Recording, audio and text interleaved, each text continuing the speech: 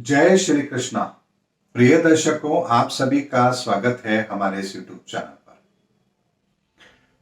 दर्शकों, एक प्रश्न मेरे मन में तो बहुत आता है, मुझे नहीं पता आप लोगों के मन में आता है या नहीं आता है कि आखिर इंसान अपनी जिंदगी को बैलेंस कैसे कर सकता है।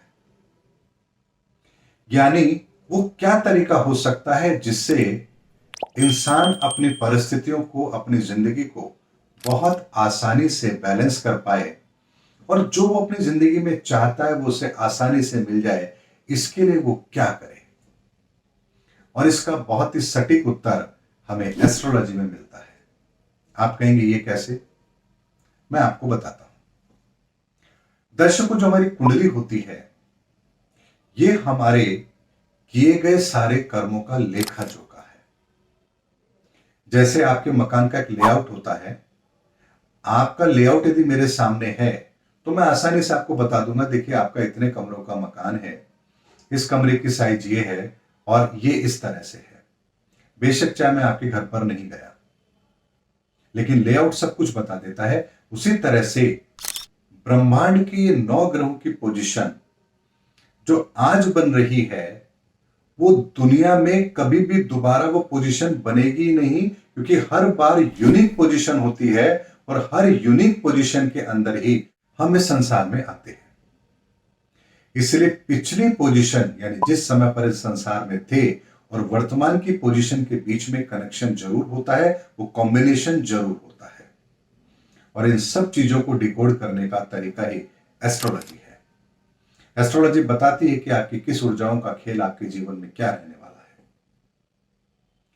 लेकिन बात आती है कि या तो हम इस संसार में जब आते हैं तो दो ही चीजें लेकर आते हैं, हमारे कर्मों का हिसाब किताब और एक भौतिक शरीर जो हमें अपने माता पिता से मिलता है। माता पिता से जो शरीर मिलता है उससे तो हमें डीएनए मिलता है, हमारे कुछ कुछ स्थायी आदतें मिलती हैं, लेकिन हम अपने साथ में कर्मों का बंधन भी लेके आते हैं, जिसे हम ये कह सकते हैं कि ऐसी गठरी होती है जिसमें दो चीजें होती हैं, एक पाप और एक पुण्य। अब पाप और पुण्य को भी सरल भाषा में समझाऊं तो एक वो कार्य जो हमने अच्छे किए, एक वो कार्य जो हमने खराब किए। खराब कार्य कन्वर्ट होते हैं पाप में और अच्छे कार्य कन्वर्ट होते हैं पुण्य में, और वही लेखा जोखा आप लेकर के इस संसार में आते हैं। अब यदि पाप का लेखा जोखा ज्यादा है तो जीवन में तकलीफें ज्यादा होती है, हमें परिस्थितियां ग्रहों की वो मिलती है कि हम जीवन में संघर्ष करते हैं। यदि पाप की जगह पुण्य का लेखा जोखा अच्छा हो तो शुरुआत में ही हमें वो परिस्थिति मिलती है जिससे हमारी जिंदगी बहुत ही आसान होती है। लेकिन ऐसा तो हो नहीं सकता कि दोनों चीजें बैलेंस हो, यानी हमारे पाप और पुण्य दोनों चीजें बैलेंस हो। ऐसा तो हो नहीं सकता, या तो पाप ज्यादा होंगे या पुण्य ज्यादा होंगे।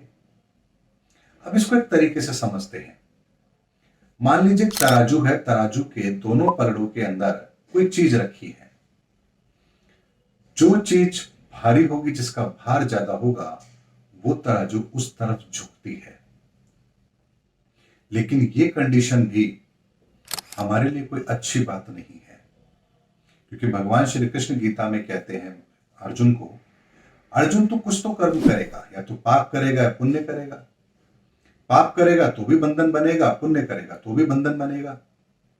ऐसे में इन बंधनों से मुक्त होने के लिए ही तुझे कर्म करना है, यानी बंधन मुक्त कर्म करना ही तेरा एकमात्र उद्देश्य होना चाहिए। बात आती वो कैसे हो?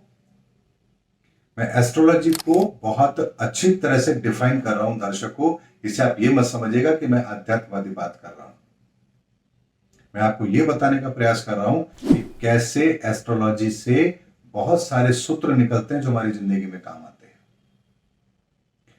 अब मैं आपको एक बात बताता हूं। मान लीजिए कोई बहुत बड़ी लकड़ी है, कहीं से मोटी है, कहीं से छोटी है, कहीं से भारी है, कहीं से पतली है। साइंस ये कहती है कि इसका कोई ना कोई एक सेंटर पॉइंट ऐसा जरूर होगा जहां ये पूरी तरह से बैलेंस होती है। यानी कोई ऐसा पॉइंट जहां पर यदि इसको आप रखेंगे तो बिल्कुल बैलेंस हो जाएगी।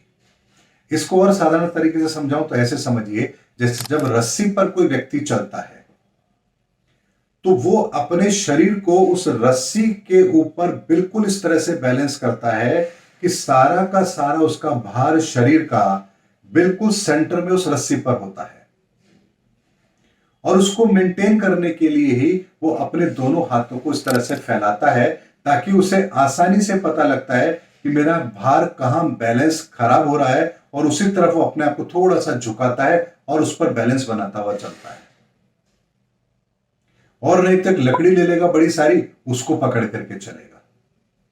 यानी जितनी ऊंचाई पर वो जाएगा उसे अपने बैलेंस को बनाने के लिए उतने बड़े साधन की जरूरत होती है, तो वो एक लकड़ी भी अपने हाथ में ले लेता है, जिससे वो आइडिया लगाता है कि मेरा बैलेंस कहां पर गड़बड़ हो रहा है, और जहां गड़बड़ होता है वहीं पर वो अपने बैलेंस को मेंटेन करता है और रस्सी पर चलता है। हमारी जिंदगी भी कुछ इसी तरह की होती है।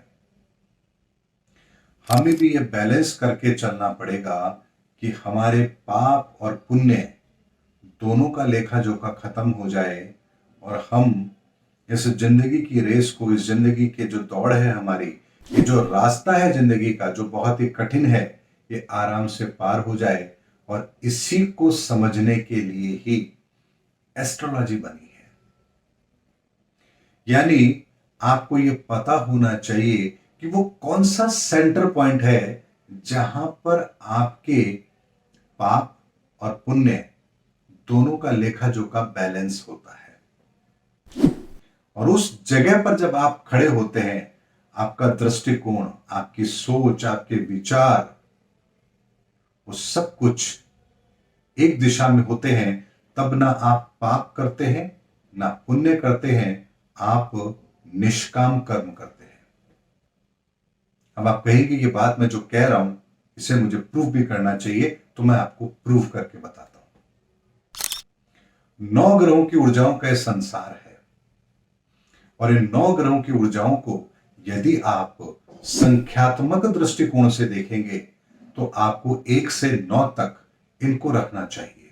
यानी 1 to 9 इज इक्वल टू सूर्य से लेकर के और केतु तक की एनर्जी। यानी 1 सूर्य, 2 चंद्रमा, 3 मंगल, 4 बुध, 5 बृहस्पति, 6 शुक्र, 7 शनि, 8 राहु और 9 केतु।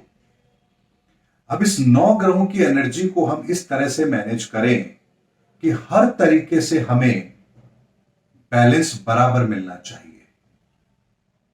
तो अब इस एनर्जी को कैसे रखा जाएगा, इसको ध्यान से समझिए।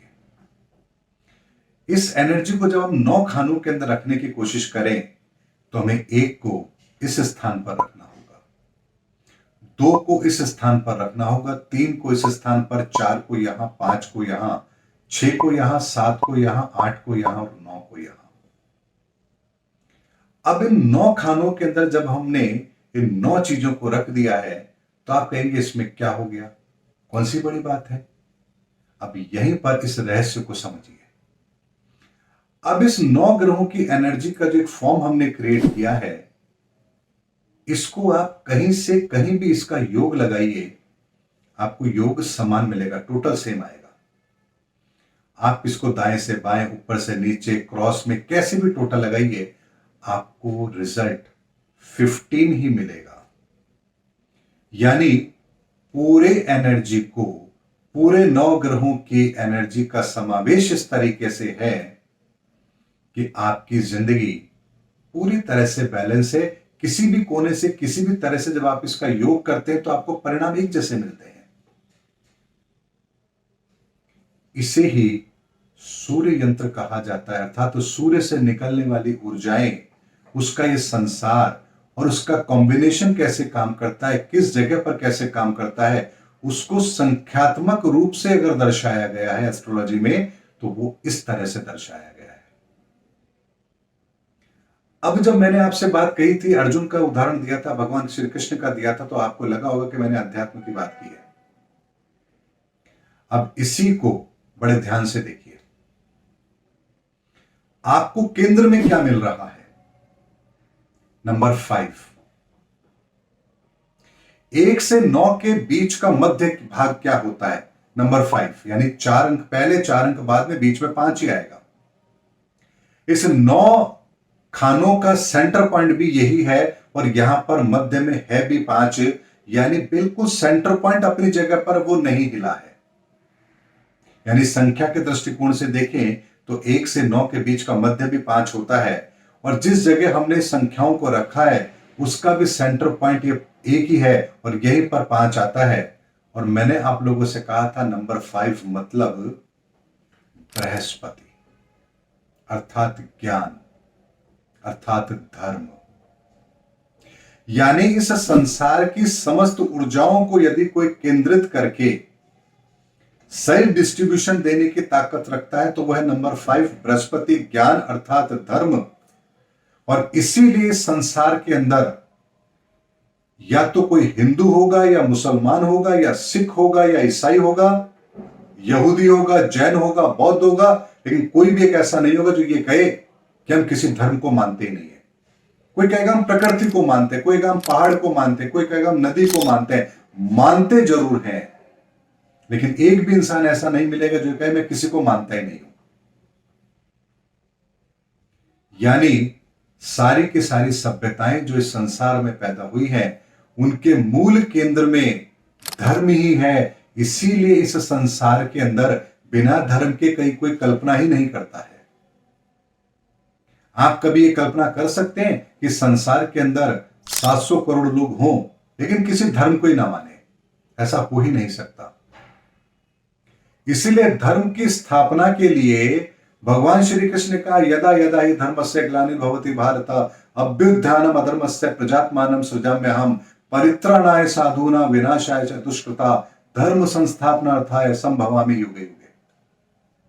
मैं धर्म की स्थापना करने के लिए संसार में आता हूं क्योंकि ये धर्म ही है जो संसार की सारी ऊर्जाओं को संभाले हुए है, केंद्रित किए हुए है। उसके बिना इस संसार का बैलेंस ही खराब हो जाएगा। और इसीलिए जब जब हम धर्म की परिभाषाएं अपने तरीके से करने लग जाते हैं, मैं हिंदू, मैं मुस्लिम, मैं सिख, मैं ईसाई, मैं ये, मैं वो, ये कुरीतियां जब पैदा होती हैं तभी संसार के अंदर प्रकृति का बैलेंस खराब होता है। और उसी बैलेंस को ठीक करने के लिए परमात्मा अलग अलग रूप में आता है। कभी जीसस के रूप में आएगा, कभी राम के रूप में आएगा, कभी कृष्ण के रूप में आएगा, कभी मोहम्मद के रूप में आएगा जरूर। और आकर के वो इसी धर्म को बैलेंस करता है। बैलेंस करके वो चले जाते हैं, हम फिर उसको बैलेंस को खराब कर देते हैं। फिर वो आते हैं, फिर बैलेंस करते हैं, फिर हम खराब करते हैं, फिर आते हैं, फिर बैलेंस करते हैं, हम फिर खराब करते हैं। लेकिन केंद्र में हमेशा धर्म ही रहेगा क्योंकि इस संसार को, इस संसार की ऊर्जाओं को यदि कोई बैलेंस करता है तो वो केवल और केवल धर्म है। इसलिए धर्म के अलावा तो आप किसी की कल्पना भी नहीं कर सकते। इसलिए धर्म इस संसार को गतिमान रखने का, इस संसार को चलाने का एकमात्र पैरामीटर है। और एस्ट्रोलॉजिकल मैंने आज आप लोगों को बताया है कि धर्म क्यों जरूरी है। धर्म बहुत अलग चीज है, संप्रदाय बहुत हो सकते हैं क्योंकि हर धर्म के अंदर मूल एक ही है। हिंदू भी परमात्मा को प्रकाश रूप में मानता है, सिख भी उसे ज्योत रूप में मानता है, ईसाई भी उसे गॉड इज लाइट कहता है और मुसलमान भी कहता है वो अल्लाह ताला नूर की शक्ल में अर्थात प्रकाश रूप में है। यानी कोई भी संप्रदाय हो लेकिन उसके मूल के अंदर जो धर्म की परिभाषा है वो एक ही है। वो ना कभी बदली है ना बदलेगी। और जो कोई बदल के नया धर्म लाने की कोशिश भी करेगा वो धर्म टिकेगा ही नहीं। इसीलिए सभ्यताएं तो बहुत हुई हैं लेकिन वो सभ्यताएं जिनमें धर्म नहीं था इन्वॉल्व, वो सभ्यताएं समय के आधार पर खत्म हो गई। लेकिन जिस सभ्यता के अंदर धर्म इन्वॉल्व था और धर्म भी प्रकृति से जुड़ा हुआ था, वो सभ्यताएं लाखों सालों से रही हैं और आगे भी रहेंगी। और इसीलिए हिंदू संस्कृति लाखों सालों से इसलिए है क्योंकि हमारी संस्कृति में धर्म की परिभाषा, धर्म को समझाने का तरीका आध्यात्मिक, वैचारिक, सांकेतिक, वैज्ञानिक, हर तरह से धर्म को समझाने का तरीका दिया हुआ है। इसीलिए धर्म सनातन पुरातन है और हमेशा से विद्यमान रहा है। उम्मीद करता हूं दर्शकों, मैं इससे ज्यादा साधारण शब्दों में आपको ज्योतिष का महत्व नहीं समझा सकता और ज्योतिष के आधार पर धर्म का महत्व नहीं समझा सकता, क्योंकि इससे ज्यादा सरल शब्द मेरे पास नहीं है। उम्मीद करता हूं दर्शकों, मेरा वीडियो आपको जरूर पसंद आया होगा। अगले वीडियो के अंदर आपसे फिर भेंट होगी, तब तक हमारे चैनल पर बने रहिए। जय हिंद, जय भारत।